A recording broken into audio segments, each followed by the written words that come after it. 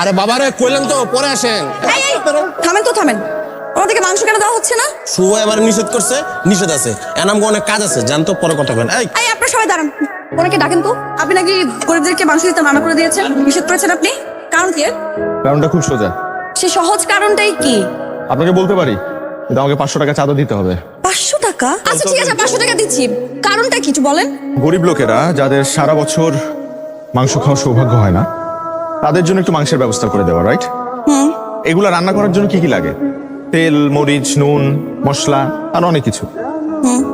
কিন্তু এগুলোর অভাবে অনেকে কি করে জানেন? ওরা বাজারে গিয়ে এই মাংসগুলো কম দামে বিক্রি করে দেয়। হ্যাঁ, আমাদের ঢাকাতেও করে। এখানেও হয়।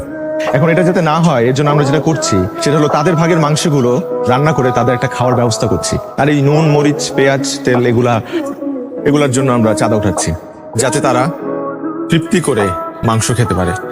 এটাকে আমরা নাম দিয়েছি গরিবের বুফে।